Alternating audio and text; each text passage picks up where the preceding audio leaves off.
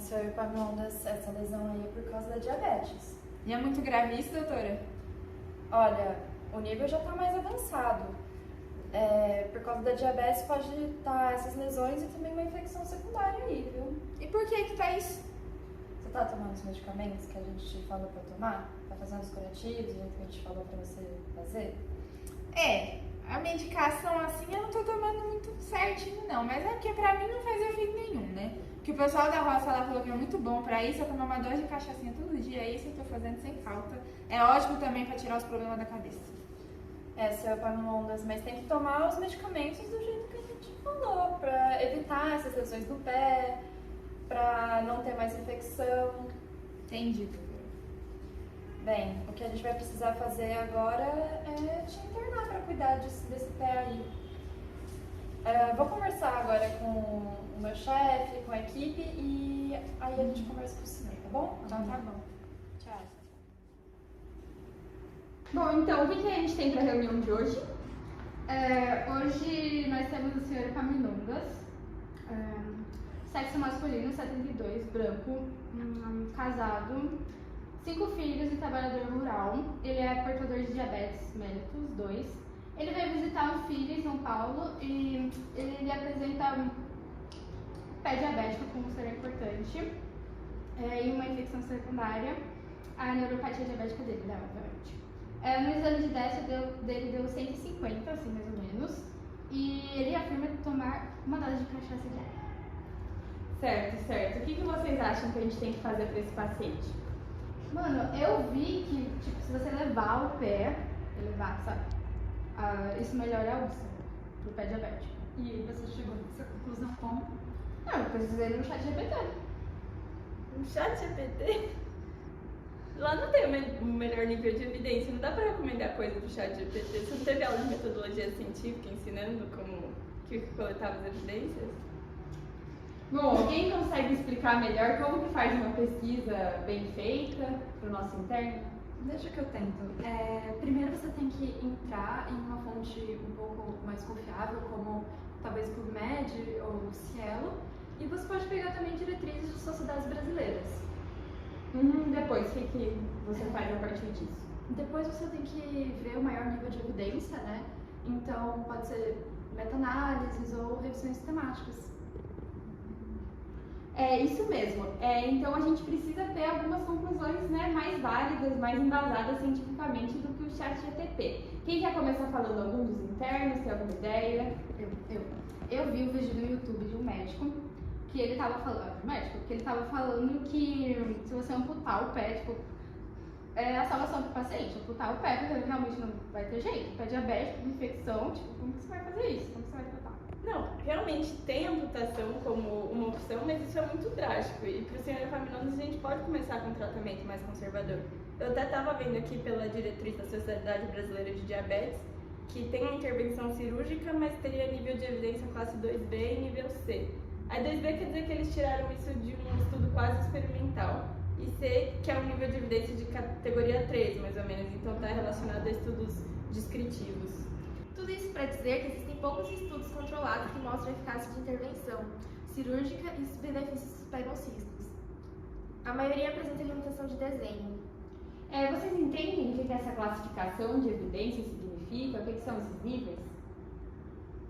Então, o primeiro nível de evidência geralmente é uma revisão sistemática, uma meta-análise, que vai coletar dados de ensaios clínicos randomizados relevantes ou pegar informação direta de diretriz de sociedade brasileira.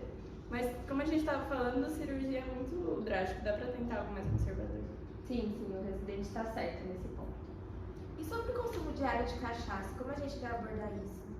Bom, eu acho que primeiro a gente tem que tentar entender a situação do senhor Epaminondas, né? Tentar entender a realidade dele, porque às vezes no meio dele é muito comum ele entender isso. E acolhendo ele, acho que a gente consegue pensar talvez em como abordar essa válvula de escape dele. Sim, tem que fazer um atendimento humanizado centrado no paciente, é muito importante. Bom, eu tenho uma ideia para vocês internos, para a gente fazer para aprender um pouco mais sobre pesquisa, como que a gente consegue bons dados, Primeiro, é um exercício de pesquisa que a gente vai fazer rapidinho. Primeiro, vocês precisam determinar a pergunta a partir disso. Vocês estão com dúvidas sobre o álcool? Então, qual que é a pergunta que vocês vão fazer para fazer uma pesquisa sobre isso? Ah, é pelo pico, né? A gente determina a população estudada com intervenção, controle e o desfecho. Isso mesmo. É importante lembrar que, dependendo do estudo, tem algumas variações do pico, mas é tudo a mesma ideia. Depois disso, você já tem a pergunta, vocês vão em alguma base de dados, a nossa residente já citou alguns que são bons para isso, e o que vocês encontrarem é preciso vocês terem um olhar crítico, não só aceitar aquilo que está escrito. Então, vocês fazem uma avaliação crítica a partir do que é informado. Olha, eu achei um artigo aqui do PubMed, tá, que diz que o álcool não está relacionado com problemas a longo prazo em pacientes com diabetes, até com diabetes 2. Ah, eu também vi esse artigo, mas você percebeu que ele tem um viés importante? Foi uma grande indústria de bebidas dos Estados Unidos que financiou. Caramba, não tinha visto. Parabéns, viu? É muito importante a gente ver os viés de pesquisa e conflitos de interesse que talvez possa ter com as indústrias. Realmente. Porque se tem viés na pesquisa, os dados que elas vão coletar, não dá pra confiar muito. Então até tem aquelas ferramentas para checar a veracidade dos fatos, tem da Universidade de Oxford, tem a CAPES também. Bom, então agora que a gente já discutiu um pouco sobre metodologia científica, a gente conseguiu basear nossa conduta em fatos científicos de verdade. O que vocês indicam para o senhor Epaminondas? Eu estava vendo aqui como o nível de evidência 1 teria retardar a progressão da neuropatia diabética e fazer o controle glicêmico do Sr. Epaminondas mesmo, seria a melhor opção. Ah, isso quer dizer que essas evidências foram feitas a partir de meta-análise. Ou ensaio clínico randomizado também pode ser. Uma qualidade de evidência bem alta. Mais alta que a da cirurgia que a gente estava falando antes. Bem, eu acho que é muito importante a gente tratar primeiro da infecção dele, né, controlar o nível glicêmico, mas antes de dar alta para ele, eu acho que é importante também a gente explicar para ele por que ele tem que continuar mantendo a medicação e evitar a glicólica. Sim, eu concordo com tudo que a gente discutiu aqui, então agora vocês, os residentes, podem acompanhar os internos lá para passar tudo isso para o senhor Epaminondas, tudo bem? Tá deixando. Oi, senhor Epaminondas. Bom dia, Bia. Oi, dia. Tudo bem? Então, a gente conversou com o nosso chefe e a gente teve uma discussão muito boa. E agora os internos vão explicar pra você o que a gente decidiu. Senhor Epaminondas, o melhor para o senhor é realmente tomar seus medicamentos certinhos para poder controlar essa sua diabetes, tá bom? Porque se você não tomar o remédio, a diabetes vai ficar descontrolada e você não vai ter como tratar nem o pé e vai vir outras doenças no futuro se você não tomar o remédio, tá bom? E aí, para agora, a gente vai te dar um remedinho para tratar essa infecção, beleza? E por enquanto o senhor vai ficar aqui com a gente para tomar o remédio pela veia. E depois, caso a gente veja essa melhora e tudo mais do pé, aí a gente vai te mandar para casa com os comprimidinhos certinhos. Mas o senhor tem que tomar, tá bom? Entendi. Não vai ter nenhuma pomadinha assim pro pé? Ah, infelizmente a pomadinha ela não vai funcionar dessa vez. E daqui a um mês a gente vai ter que marcar outra consulta para o senhor vir aqui pra gente analisar de novo. E agora a gente vai ver o curativo do seu pé para você aprender direitinho como cuidar em casa, tá bom? Tá bom, filho, obrigada. Mais uma coisa, a gente precisa arranjar alguma coisa para diminuir essa cachaçinha. Ai, meu Deus, minha cachaçinha. Sr. Epaminondas, imagine o mal que faz pro senhor. Já faz pra todo mundo e você ainda tá com a diabetes descompensada. Tem que tomar cuidado. Tá certo, doutora.